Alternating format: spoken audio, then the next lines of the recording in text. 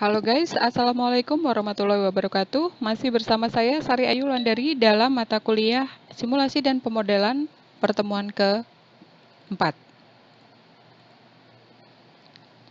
Kita masih akan membahas tentang simulasi grafik sistem statik, tapi kali ini kalau yang pertemuan ketiga kemarin kita sudah membahas tentang bagaimana sebuah sinyal itu disimulasikan. Jadi untuk simulasi yang komplit itu jadi tiap tahapnya itu harus ada keluaran atau output dari sinyalnya supaya nanti bisa memperlihatkan urut-urutan proses jalannya atau alur dari bagaimana sinyal itu dibentuk gitu ya. Nah, yang kedua ini kita juga masih sama dengan sinyal, tapi sinyalnya adalah dua dimensi alias kita menggunakan image gitu ya guys. Untuk simulasi grafik sistem statik yang menggunakan image, kita menggunakan salah satu studi kasus. Studi kasusnya adalah untuk melihat sekrup gitu ya, untuk melihat sekrup.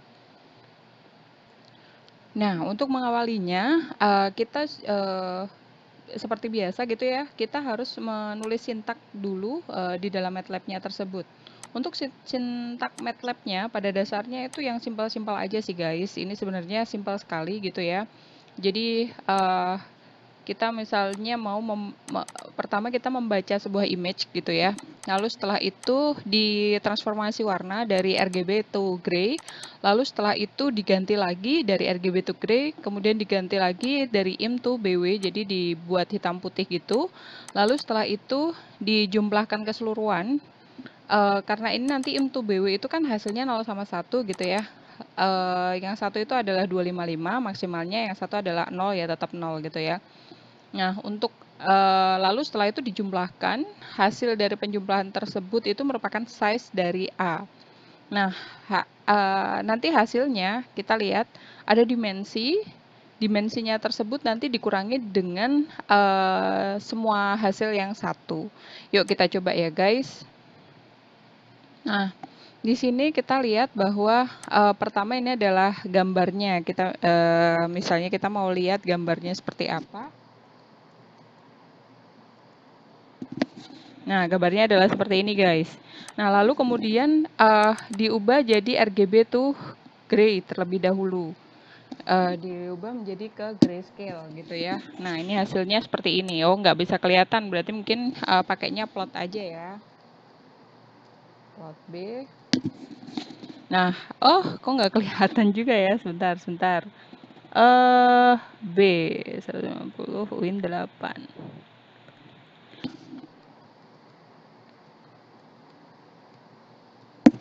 Nah, bentuknya nanti seperti ini gitu ya untuk yang grayscale.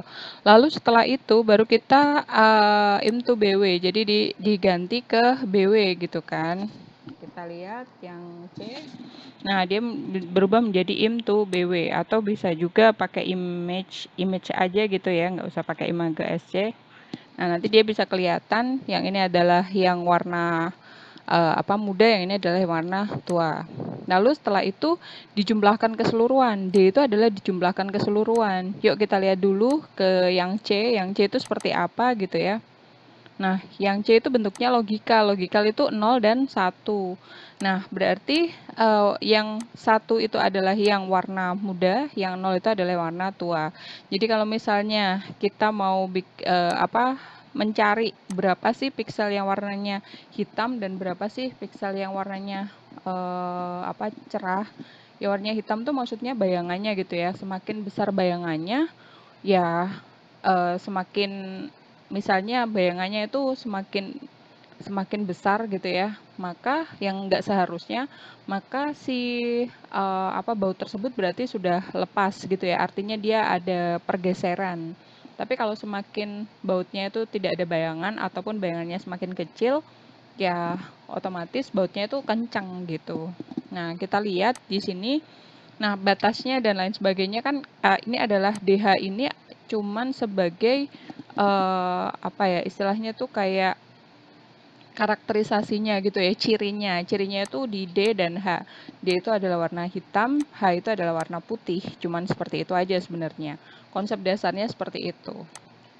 Nah, sebenarnya gampang sekali kan guys.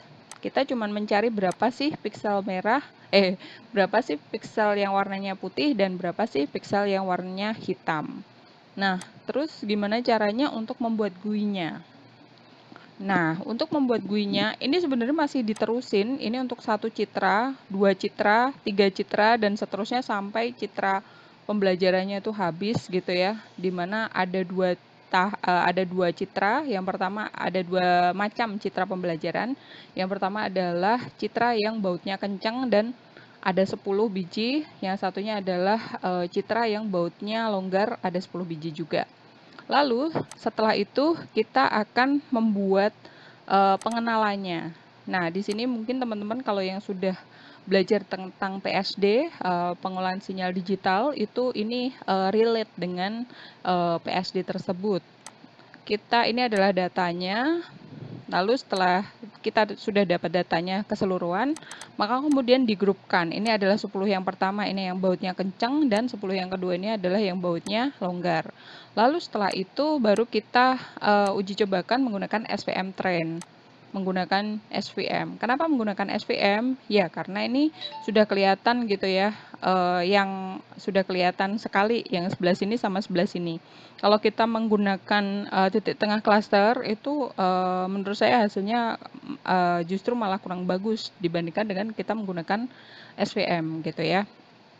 Nah, setelah kelihatan seperti itu ya guys, lalu bagaimana untuk membuat GUI-nya? Baiklah, kita masuk ke pembuatan GUI. Pakainya yang pertama adalah kita buka Home terlebih dahulu, biasa, kemudian New, kemudian Graphical User Interface. Teman-teman bisa langsung pakai Create. Kalau saya sudah ada ya, saya langsung pakai yang sudah ada. Nah, hasilnya adalah ini ya, saya pakai yang punyanya. Nah, setelah kita sudah punya GUI.fig, lalu berikutnya teman-teman harus membuatnya seperti ini.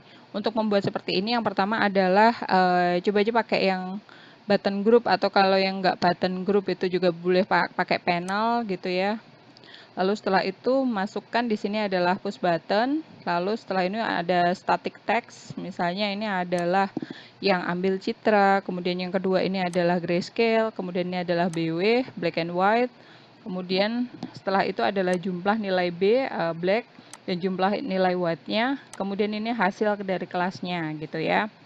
Nah, aksesnya ada beberapa. Yang pertama ini adalah akses dari citra yang awal gitu ya, ambil citra. Kemudian yang kedua ini adalah citra dari gray. Lalu yang ketiga ini adalah citra dari BW. Lalu yang terakhir ini adalah hasil klasifikasinya.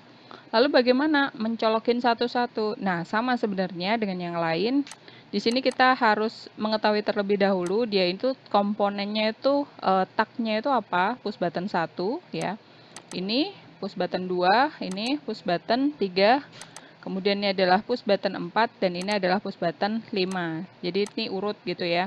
Nah, push button 1, 2, 3 ini kita lihat di functionnya GUI gitu ya. Kita mulai dari push button 1. Push button 1 itu ambil citra. Nah, kalau ambil citra ya pasti seperti ini gitu ya hasilnya. Ini adalah sintak untuk mengambil citra. Segini ini guys. Lalu setelah selesai diambil citra, jangan lupa kalau yang di kemarin itu dia harus disimpan, pakainya adalah save. Ini juga harus disimpan. Tapi kalau image itu berbeda dengan yang sinyal. Kalau yang image, kita menyimpan image pakainya adalah imwrite. Imwrite handles citra.rgb.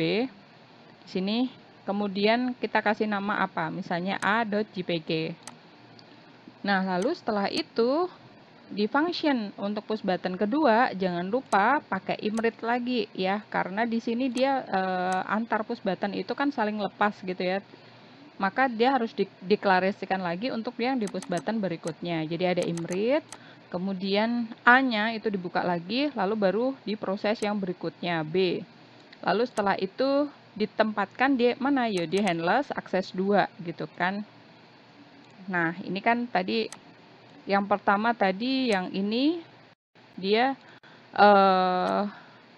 yang pertama tadi yang mana ya? Yang ini yang untuk buka file. Lalu setelah itu dia ditempatkan di akses 1, dia ditempatkan di akses 1.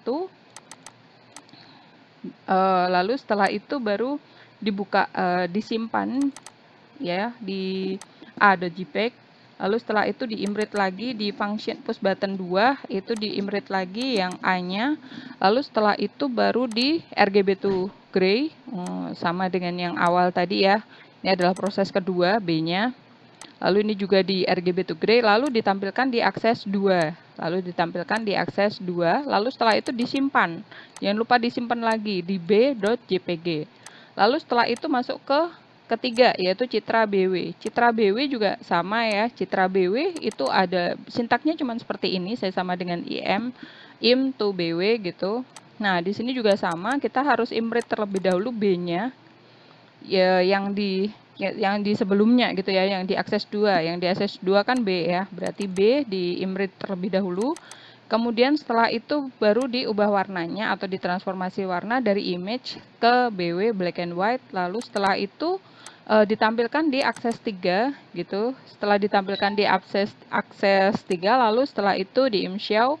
Habis itu jangan lupa teman-teman harus imwrite. Nah, di sini nih perbedaannya. Kalau selesai ini imwrite kan hanya untuk image-nya ya. Tapi ada lagi yang harus disimpan. Yang harus disimpan itu adalah berapa jumlah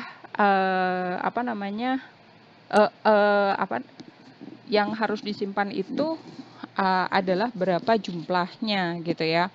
Nah, kita harus menyimpannya dalam bentuk c.mat. Nah, setelah itu kita jadi tidak perlu imrit lagi di sini. Kita hanya perlu yang variabel save-nya ini ya, c.mat-nya. Kenapa? Ya, karena kita harus menuliskan di sini jumlah nilai B-nya berapa, jumlah nilai watt-nya berapa. Nah, caranya adalah ya sebenarnya sama seperti ini ya, sum, kemudian setelah itu size-nya, kemudian dimensinya itu dikalikan, dimensi yang dikalikan dikurangi dengan jumlah pixel yang 1 gitu kan. Nanti hasilnya adalah jumlah pixel yang 0 kan, kurang lebihnya kayak gitu ya. Nah, ini juga sama seperti itu guys. Yang pertama load dari c.min, kemudian di sum, habis itu dicek size-nya, habis itu dikalikan dimensinya panjang kali lebar, lalu setelah dapat dimensinya panjang kali lebarnya, jadi berarti itu adalah jumlah pixel keseluruhan, dikurangi dengan jumlah pixel yang angkanya 1. H itu adalah jumlah pixel yang angkanya 0. Berarti nanti I itu adalah D dan H, D itu adalah jumlah pixel yang warnanya 0 atau pixel atau jumlah black gitu ya, dan H itu adalah jumlah pixel yang warnanya 1 atau yang white. Nah, jadi kita langsung masukkan aja ke edit 1 dan edit 2. Edit 1 itu untuk variabel yang D dan edit 2 untuk variabel yang H. Selesai? Ya, berarti langsung aja di save di i.mat. Lalu setelah dapat i.mat, terakhir kita harus menentukan ini ya, SVM-nya gitu kan, klasifikasinya. Lalu bagaimana melakukan klasifikasi? Nah, kita harus meload terlebih dahulu i.mat-nya, lalu setelah itu baru membaca data gitu ya dari semua data pembelajaran semuanya, lalu setelah itu masuk. Nah, kita punya SVM train, lalu setelah itu ini sama dengan SVM train awal gitu ya, di semua data. Lalu setelah itu jangan lupa ditambahkan dengan data yang baru gitu. Ini adalah data yang baru. Kemudian setelah itu dimasukkan ke dalam si akses 4-nya. Jangan lupa gitu ya. Nah, setelah dimasukkan di akses 4, next berikutnya kita harus menentukan kelasnya. Nah, kelasnya itu kan sebenarnya apakah dia lebih kecil ataukah dia lebih besar. Kalau dia lebih kecil, berarti dia masuk ke kendor. Kalau dia lebih besar, berarti dia masuk ke kencang, misalnya kayak gitu. Nah, ya sebenarnya cukup seperti itu aja sih untuk bagaimana alur pikir dari si programnya. Next, berikutnya baru kita run. Nah, kita mulai ambil citra terlebih dahulu guys. Misalnya ini adalah bentuknya yang seperti ini berarti yang kenceng gitu ya harusnya ya. Kemudian kita di-BW-kan. Lalu setelah itu ambil ciri, ini ciri-cirinya sudah masuk ya, 34 bla bla bla bla sama 662, lalu baru diklasifikasi. Nah, ini diklasifikasi ini agak-agak lama ya karena dia ada proses SVM, support vektor mesin terlebih dahulu di data pembelajaran. Nah, ini sudah keluar guys. Nah, lalu setelah itu kita lihat di sini. Oh, dia ternyata kendor. Nah, nanti bisa dibandingkan. Misalnya ini adalah seharusnya dia kencang tapi diprediksinya adalah kendor, maka maka data pertama ini salah gitu ya. Nah, nanti untuk mengetahui nilai akurasi berarti adalah jumlah data yang salah dikurangi dengan jumlah data yang benar dibagi dengan jumlah keseluruhan dikali 100% gitu guys. Berarti ini salah gitu ya. Misalnya dari 10 yang benar itu cuman 8 gitu. Berarti adalah 8 dibagi dengan 10 dikalikan 100%. Itu adalah nilai akurasi. Ya, gampang ya guys. Ya, oke. Kalau begitu teman-teman sudah siap untuk mencoba gitu ya. Kalian boleh menggunakan image apapun gitu ya. Yang penting dicoba yang seperti itu. Untuk SVM kan teman-teman juga sudah dapat juga kan ya di mata kuliah AI atau di mata kuliah eh, kecerdasan buatan.